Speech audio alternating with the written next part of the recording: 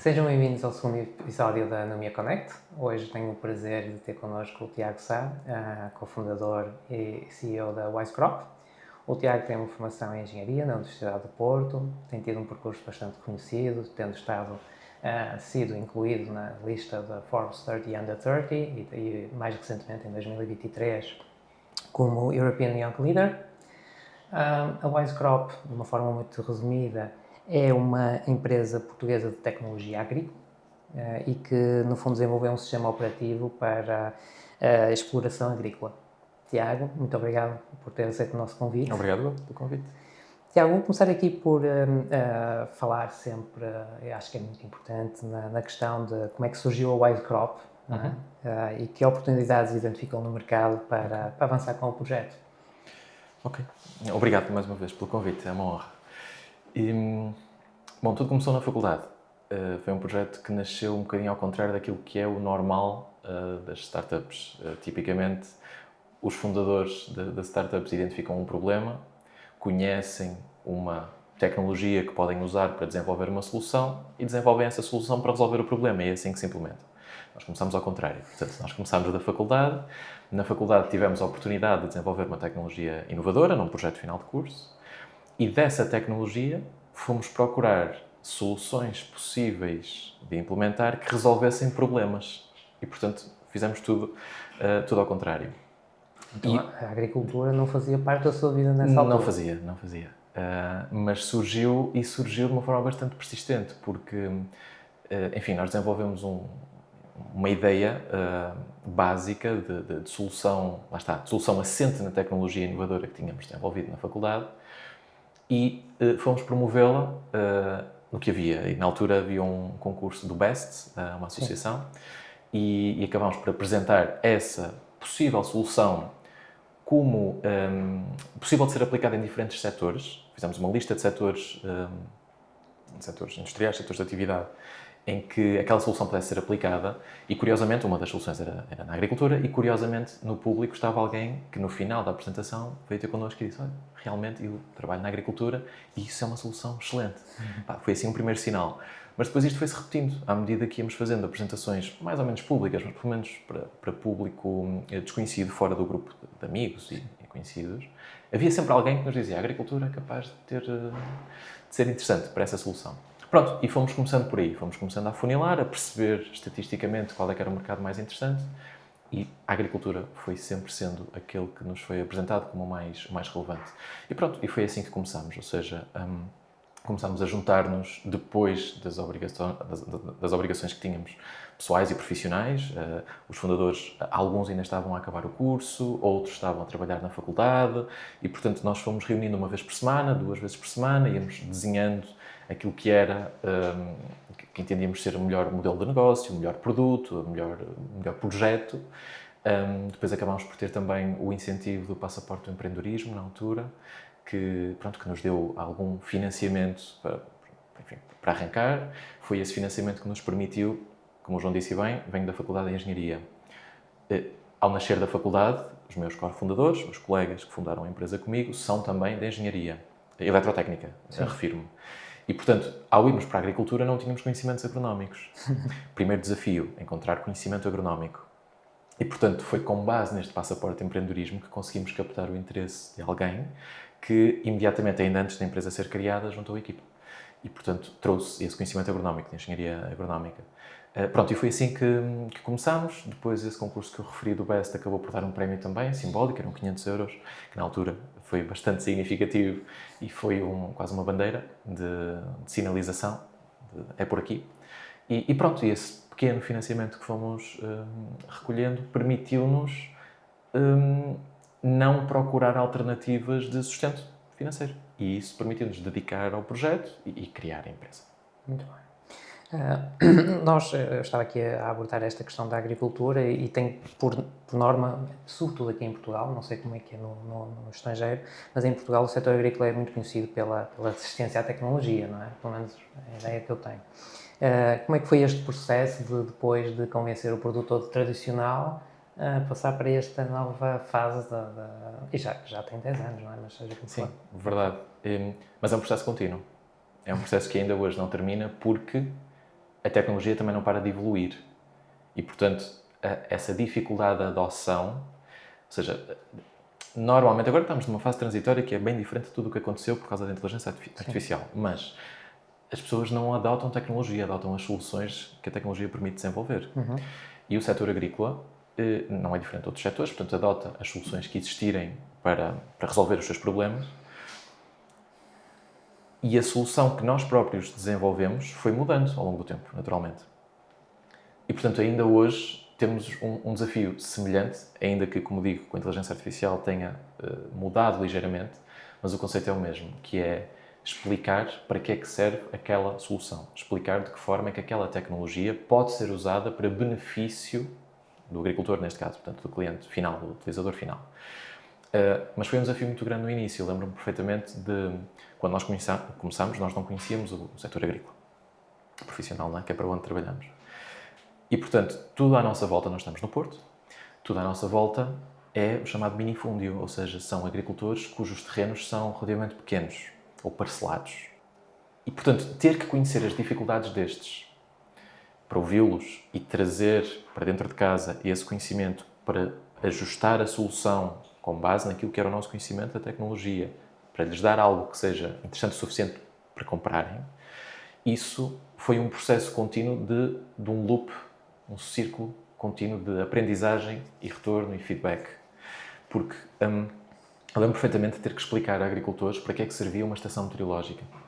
E a estação meteorológica é, dos equipamentos de sensorização, o mais antigo no setor agrícola, é aquele que mais se conhece. Portanto, alguns agricultores sabiam o que era, vou dizer, todos os agricultores sabiam o que era uma estação meteorológica, não sabiam para que servia. Ou seja, resumindo, a estação meteorológica tem sensores que medem as condições climáticas naquele momento. Certo. E agora? O que é que eu faço com isso? O exemplo que costumamos dar, porque era aquele que era recorrente na altura, era: eu sei que estão 30 graus na minha exploração, eu sei que choveram 10 milímetros, e quê? E então nós tivemos que trazer aquele conhecimento agronómico para dar essa informação, para pegar em dados e transformar em informação. Isto é só um exemplo inicial, mas que foi sendo repetido por diferentes pontos, diferentes soluções, diferentes problemas. Foi e é parte constante da nossa atividade. Tiago, houve aqui já algumas coisas que foste tocando relativamente à inteligência artificial que eu queria mais à frente voltar a falar, mas falaste aqui de uma coisa muito importante que é, pronto, nós estamos aqui a falar de Portugal, lá fora existe este mesmo dificuldade, ou sendo, por exemplo, em Espanha, que são terrenos muito maiores, como é que neste aspecto tu conseguiste passar para lá para fora esta ideia? A verdade é, neste momento, a Wisecrop ainda não está suficientemente internacionalizada para eu conseguir ter dados, factos que possam, enfim, responder a essa questão de uma forma bastante mais sustentada.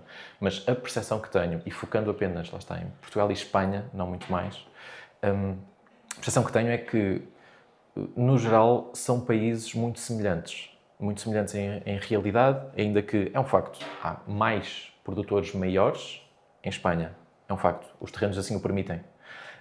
Mas em termos de posicionamento e de mindset, eu acho que o avanço de adoção tecnológica do setor agrícola em Espanha não é significativamente maior que o de Portugal.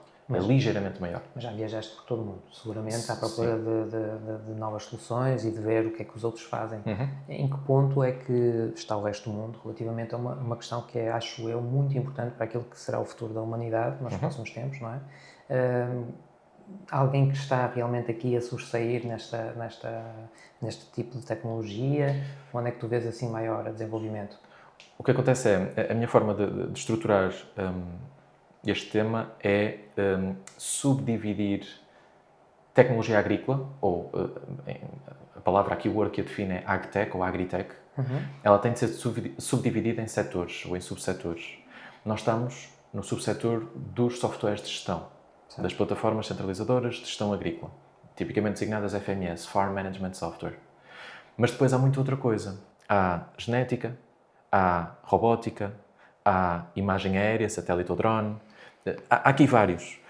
E cada um destes tem a sua vanguarda e depois tem os restantes que vão trazendo soluções alternativas e complementares a isso.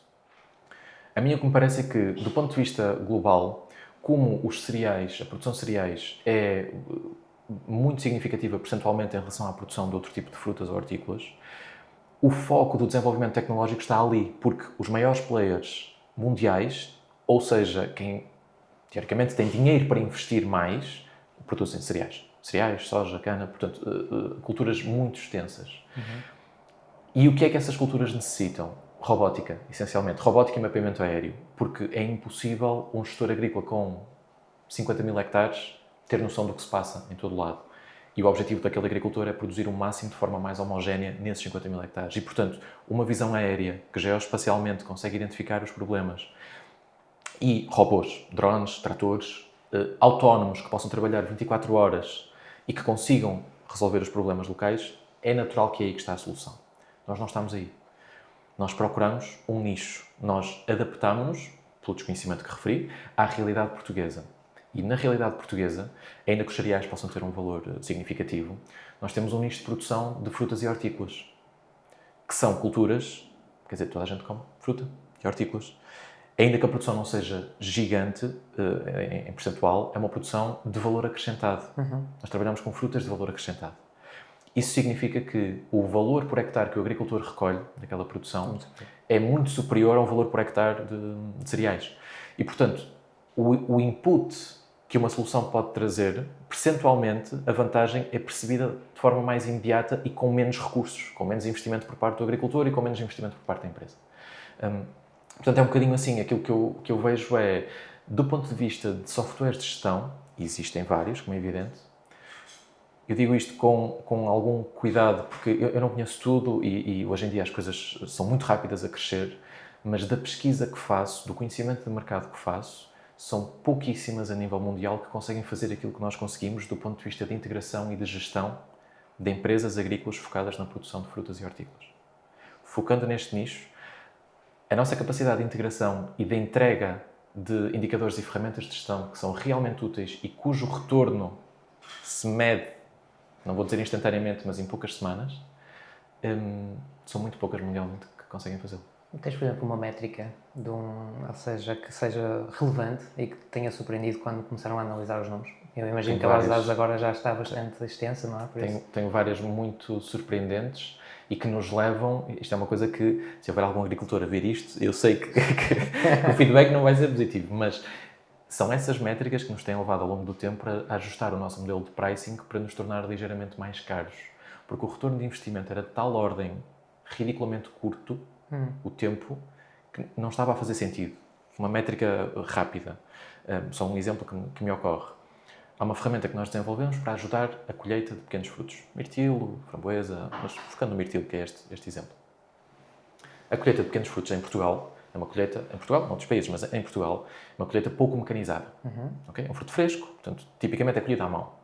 Para colher à mão é preciso pessoas.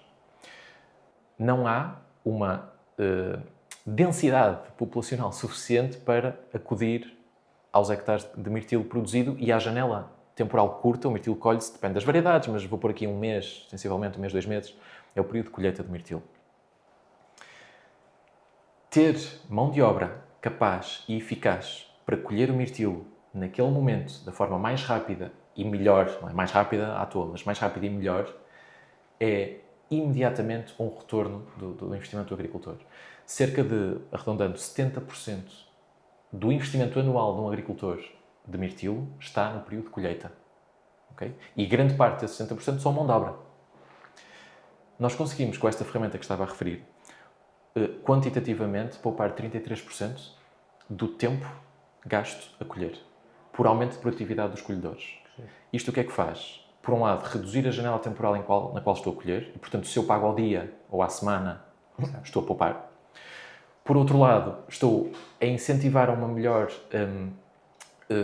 qualidade da fruta colhida, porque esses parâmetros de controlo portanto, da performance de colheita podem ser associados a parâmetros de qualidade, o que faz beneficiar quem colhe bem e destacá-los, e com isso ter um ciclo positivo constante na parte da colheita. E, portanto, se pensarmos que um investimento agrícola é na ordem das centenas de milhares de euros anual, não só da plantação, mas depois anualmente, se pensarmos que 70% disso é na mão de obra e conseguimos poupar 30%, são valores exorbitantes para uma ferramenta que custa poucos milhares de euros, não chega. Algumas centenas, poucos milhares de euros. Muito bem. Muito bem. Relativamente aqui à questão, já falámos um bocadinho aqui da origem, já falámos também aqui um bocadinho do negócio, não é, em si, já conhecemos um bocadinho melhor a Wise Crop. Agora eu queria vir aqui para um processo que era o modelo de negócio e o crescimento. Ou seja, no início, naturalmente, e sendo uma startup com pouco dinheiro, com tanto para fazer, como é que vocês conseguiram, no fundo, decidir naquilo que deveriam de investir primeiro? A resposta curta é o feedback dos agricultores que falei há pouco. Certo. A decisão, qualquer decisão tomada na empresa até à data, foi baseada naquilo que os clientes nos indicam. Não me recordo de nenhuma decisão estrutural que tenha sido tomada por iniciativa própria dos fundadores ou da equipa de gestão, sem ter fundamento do lado do mercado. E, portanto, aquilo que fizemos ao longo do tempo foi mudar. Nós fizemos 2 mudanças estruturais ao longo destes quase 13 anos de existência. Uma foi, como começámos do hardware, viemos da faculdade, tínhamos a tal tecnologia, a tecnologia deu uma solução, essa solução era baseada em hardware, sensorização. O esforço de criar e manter uma empresa de hardware é muito significativo. Claro. E por esse motivo e pela falta dos recursos que tivemos, ao fim de sensivelmente 2, 3 anos, mais ou menos, fizemos a primeira alteração estrutural em que passámos de nos promovermos como um sistema de monitorização e passámos a ser um sistema de suporte à decisão. O acrónimo é DSS, Decision Support System. O que é que isso quer dizer? Que baseámos nos dados dos sensores e desenvolvemos uma plataforma, um site, que analisava esses dados e dava informação. Há pouco falei, a temperatura está a 30 graus e choveu 10 milímetros. E o agricultor pergunta, e quê? E assim que respondemos nós. Pomos modelação em cima dos dados e dizemos, olha, por causa disto, há um risco de ocorrência de uma doença, há o risco de teres um problema hídrico na cultura, etc. Essa foi a primeira alteração. Isto continuava a ser limitante, porque tínhamos o hardware atrás. Era um DSS, sim, plataforma mais hardware. Tínhamos o hardware.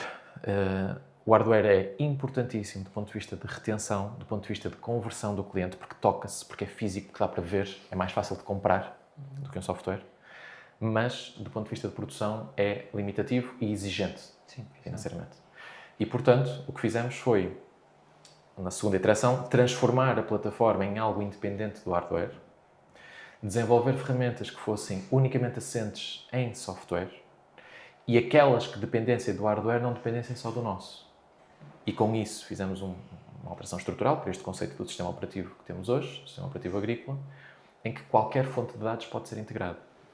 Foi nesse momento em que, para todos os efeitos e dependendo da perspectiva, nós convertemos concorrentes em parceiros. Certo. Porque enquanto até lá eu vendia equipamentos semelhantes àquilo que os concorrentes faziam para monitorização e apoio de rega e etc., eu passei a dizer, não, eu integro os teus. Eu não vou a um agricultor vender por cima. Se ele quiser comprar-te a ti, está tudo bem. Mas eu integro. Porque depois a plataforma é que gera o valor ao agricultor. Muito bem, ok. Tenho aqui mais uma questão ainda relacionada com estes temas, ou seja, vocês não deixam de ser, no fundo, uma empresa bastante tecnológica, não é? Uhum.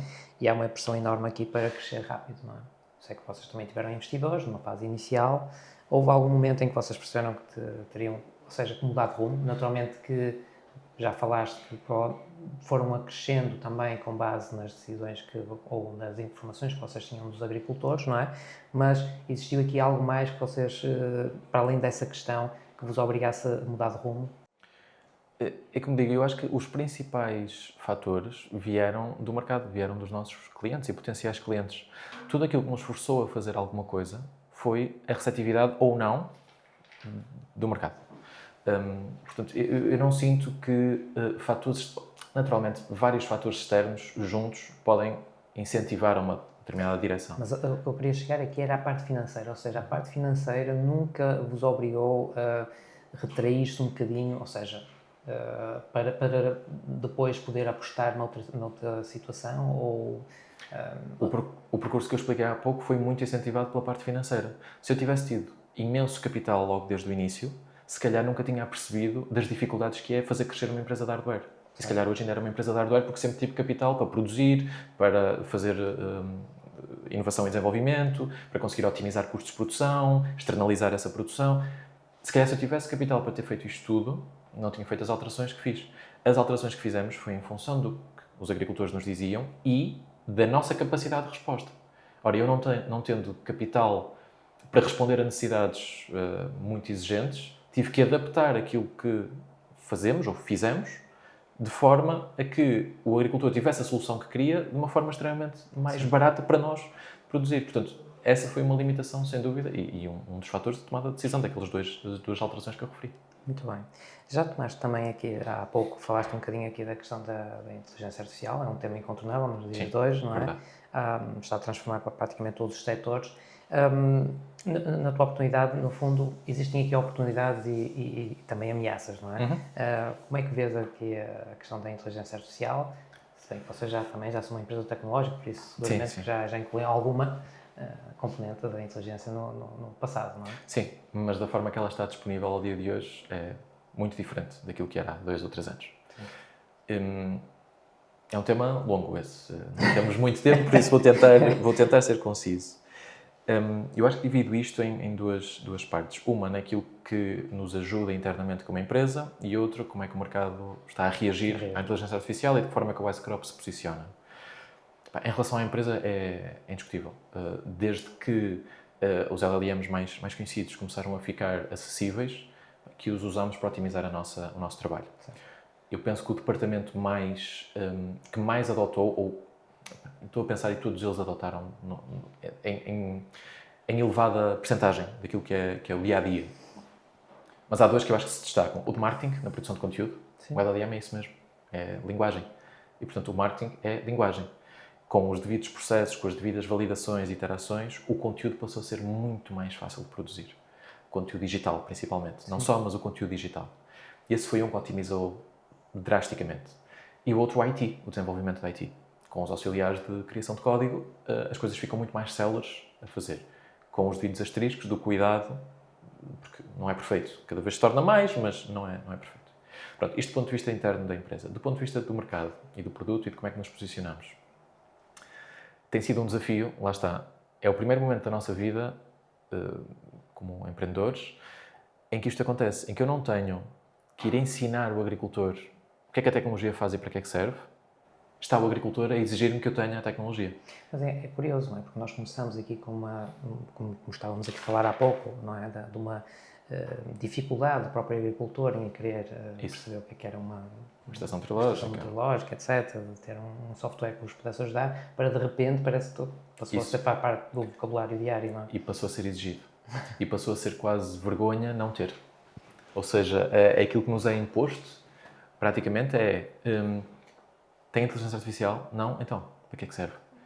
Estamos quase neste extremo. Sim.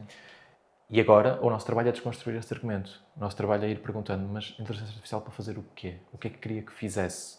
Ok, então isto faz da mesma forma, de uma forma semelhante, ainda que não tenha.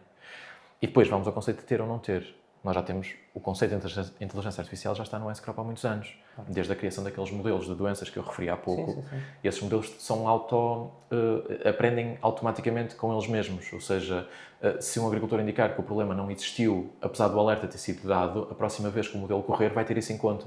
E percebe o clima e as condições e ajusta-se. Mas isso é só um exemplo de muitos. Agora, nós não temos aquele prompt, não é? Aquele campozinho de texto em que falamos para a plataforma e ela nos responde. Isso não temos. Estamos a pensar numa forma de o fazer, mas existem, alguns constrangimentos e algumas nuances tecnológicas que é preciso ter em conta. A privacidade dos agricultores é importante para nós. E, portanto, qualquer um desses modelos está na cloud, está na web. De cada vez que pomos como no Google, de cada vez que fazemos uma introdução de texto, ele vai para qualquer lado. E há dados, ou seja, a partir do momento em que perguntamos algo e queremos que a resposta seja com base nos nossos dados, das duas uma, ou os assumimos que os publicamos, ou então aquilo tem que ser instalado na minha parte. Exatamente, internamente. Portanto, é isso. Neste momento aquilo que estamos a fazer é uma coisa muito simples. Nós temos uma infraestrutura sólida, uma infraestrutura de captação e processamento dos dados que é sólida e robusta. O tratamento desses dados e a analítica dos mesmos é muito versátil. Cada agricultor quer ver uma coisa distinta. Quanto maior a casa agrícola, mais players tem e diferentes outputs quer ver, para diferentes propósitos da gestão. E, portanto, aquilo que estávamos a fazer até agora era criar dashboards para isso e relatórios. Estamos praticamente a deixar de o fazer progressivamente, porque eles podem ser criados fora. Exato. Portanto, a partir do momento em que eu tenho estrutura que disponibiliza os dados, depois isso pode ser feito. Resumidamente, está um bocadinho a ser essa a nossa abordagem ao dia de hoje. Está a ser disponibilizar aos agricultores que têm inteligência artificial disponível. Eu ia dizer gratuitamente, não o é e cada vez menos, mas que o têm, conseguir, através dos nossos dados, chegar aos outputs que eles pretendem, sem ter que exigir a nossa equipa. E sentes alguma ameaça real relativamente a outros players que estejam, no fundo, nesta área de tecnologia, que possam aproveitar, no fundo, algo que já fizeste? Naturalmente não tem a vossa base de dados, certo. Vocês já têm aqui também um intangível bastante valioso, não é? Vês isso numa ameaça ou achas que ainda consegues estar na frente do processo? Eu aqui talvez, ou seja, tenho que refletir um pouco mais e tenho que ter um pouco mais de tempo para recolher dados e estudar um pouco mais para ter uma opinião mais formada. Mas baseio a minha resposta no histórico. No passado já aconteceu por diversas vezes surgir um player internacional, gigante, que vinha com uma solução concorrente à nossa.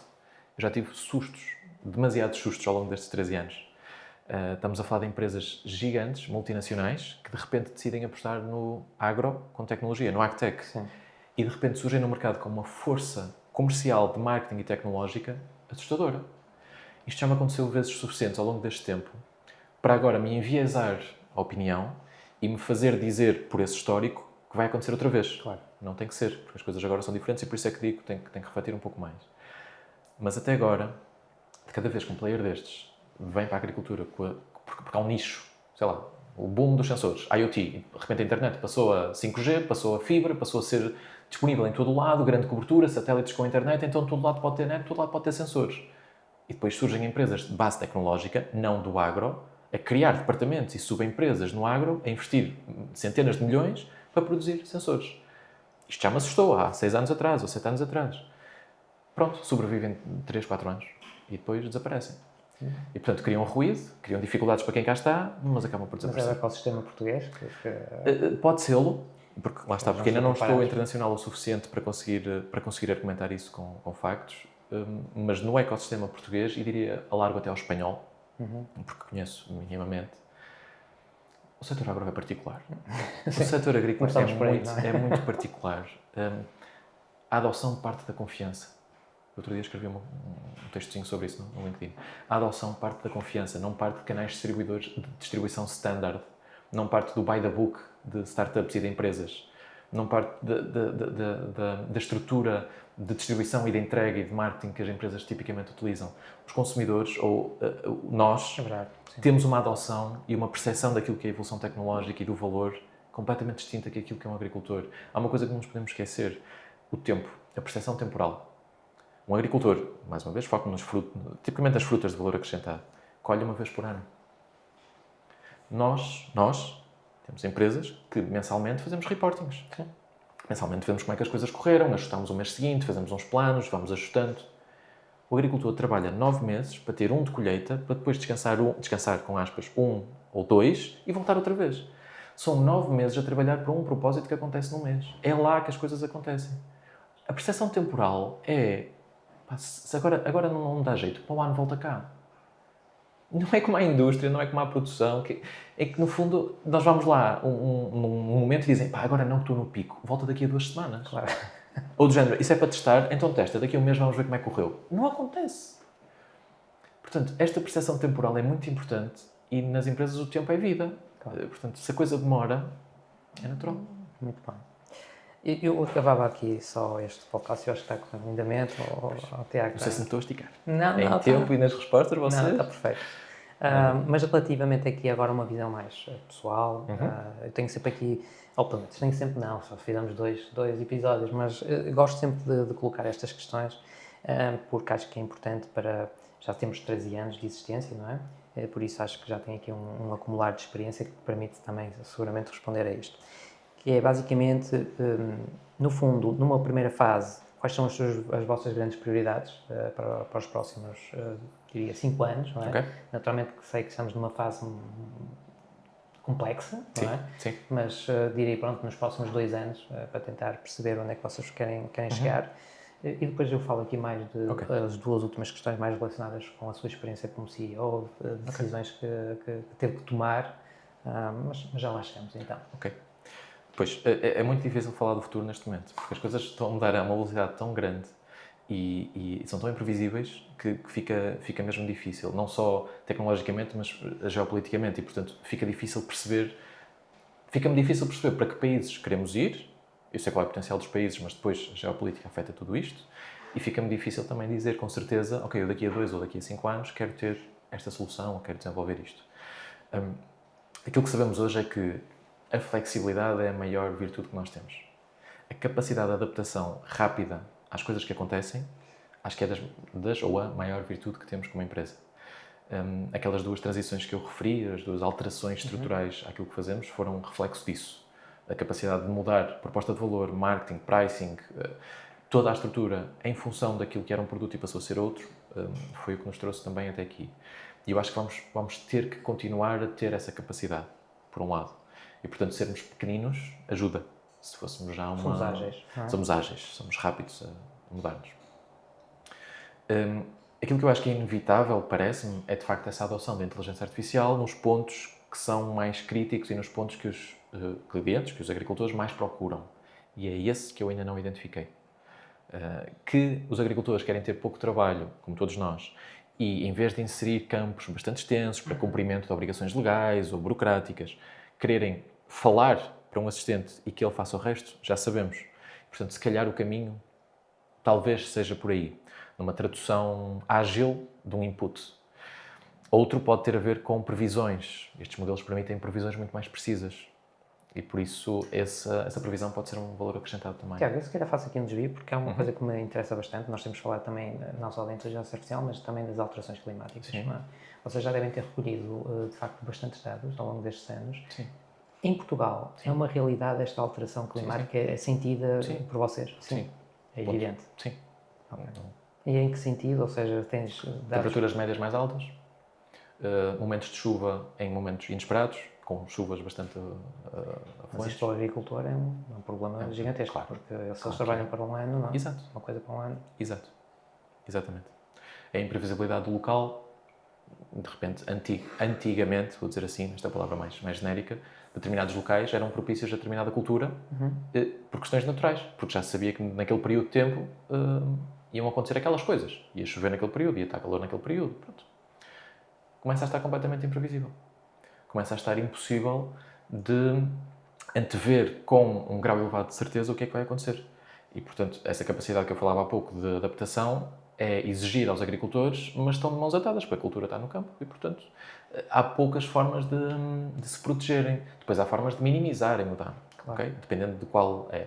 Mas, falando em danos, granizo, ocorrências de granizo altamente destrutivo em momentos críticos. Se a planta estiver em floração, se destruir as flores, pronto, lá vai o fruto.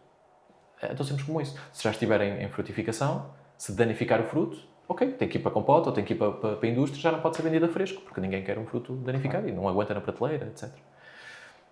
Sim, alterações climáticas estão cá. Eu esqueci de perguntar isto há pouco, mas é um tema que me interessa e acho que vocês já têm, de facto, aqui muitos dados que permitem ter este tipo de informação. Depois, para finalizar, e não lhe vou tirar muito mais tempo, no fundo, aqui como CEO, não é? Qual foi a decisão mais difícil que teve que tomar ao longo deste período de tempo, não é? E aquela que, no fundo, teve maior impacto financeiro na gestão da empresa? Sei que é difícil. As decisões difíceis foram muitas, ao longo do tempo. Umas mais, outras menos impactantes, mas enfim, foram sendo várias. Pegando na pergunta, se calhar vou dar duas respostas. A alteração estrutural da empresa por duas vezes para, em vez de promover uma coisa, promover outra, quer dizer, salvou-nos e trouxe-nos até aqui. Se continuássemos a fazer hardware, já há muitos anos que se calhar não estávamos cá. Portanto, é uma decisão simples. Mantemos-nos a fazer o que estamos a fazer e, se não conseguirmos financiamento, fechamos ou alteramos o que estamos a fazer? E a decisão foi alterar e, portanto, conseguimos fazer isso até aqui. Portanto, essa acho que é evidente e era uma das respostas. A outra que vai ligada a esta, na verdade, é a decisão contínua, apesar das adversidades, apesar dos obstáculos, dos problemas que temos, a decisão de continuar. A simples decisão de continuar. Ou seja, mesmo apesar de todos os problemas, dificuldades financeiras e não só, decidir, ok, não vamos ficar por aqui, vamos antes tentar por ali, isto é uma decisão que é repetida continuamente, que, enfim, que nos trouxe até onde estamos. Portanto, eu acho que se tivesse que responder qual é a decisão mais impactante e que nos permitiu chegar onde estamos, é a decisão de não desistir e de continuar. Resiliência. A resiliência. Provavelmente esta última questão já foi minimamente respondida nesta última resposta que deste, mas, no fundo, há aquela questão, se pudesses voltar atrás, no primeiro dia, no fundo, voltavas a fazer os mesmos processos. Qual era a decisão que, no fundo, se voltasses atrás, Sim. o que é que dirias ao teu Tiago mais novo? Mais doído. Eu estive a pensar nisso há algum tempo atrás. Não a propósito da questão em si, mas a propósito de outra situação e, bem, a resposta é semelhante. Há uma coisa que também nos trouxe até aqui e que continua connosco e que tem a ver com o propósito. Eu sei que os cofundadores desta empresa, como é lógico, todos queremos estar bem na vida, todos queremos criar alguma coisa impactante, mas há uma coisa que se calhar foi o motivo de nos levar a tal decisão de não desistir e de continuar. E que é criar impacto e ter propósito. Ou seja, fazer algo que traga benefício, que mude alguma coisa. Nós costumávamos e costumamos dizer isto, às vezes em jeito de brincadeira, outras vezes bem mais sério, dependendo do contexto, que nós queremos mudar o mundo. E pronto, mas o mundo pode começar por uma comunidade bem mais pequena. Pela nossa casa e depois por algo mais. Isso mesmo. E por isso, eu acho que uma das coisas que mudava no início era a estratégia de chegada ao mercado. Nós, como quisermos sempre, e como tivemos esse propósito no topo das prioridades, o propósito de gerar propósito, de ter valor, nós ignorámos um bocadinho a parte financeira. Os preços eram baixos porque era isso que os agricultores podiam pagar, o público-alvo era aquele que podia pagar. Nós fomos indo no sentido de mudar vidas, ter muitos clientes, ter muitos utilizadores, porque assim mudávamos mais vidas e porque assim impactávamos mais, mudávamos mais o mundo, não é? Só que isso depois gera dificuldades financeiras que põem em causa a sustentabilidade da empresa. Põem em causa a continuidade de tudo isto. E, portanto, eu se conseguisse mudar alguma coisa, não sei bem o que nem como, mas se calhar invertia a ordem de prioridades e fazia com que primeiro tivéssemos dinheiro, primeiro tivéssemos recursos, tivéssemos a capacidade de fazer algo para mudar o mundo. Nem sempre é fácil também, não é? Pois não é, mas há decisões que se calhar podiam ter sido tomadas e que nos remetiam mais por esse caminho. Como sempre nos agarramos muito à questão de isto está a melhorar a vida daquele cliente, daquele primeiro cliente, e agora destes 10, e agora destes 20, isto está a criar impacto. Ok, continuemos. Se a decisão fosse, ok, deixa estar lá esses e vamos ter aqui um capital gigante, ou vamos procurar capital gigante, para depois já alcançar muito mais e muito mais rápido. Se calhar tinha sido diferente, mas seria a única coisa que consideraria. Tiago, muito obrigado. Obrigado. Foi um prazer e desejo o máximo de sorte possível. Obrigado, igualmente. Muito obrigado.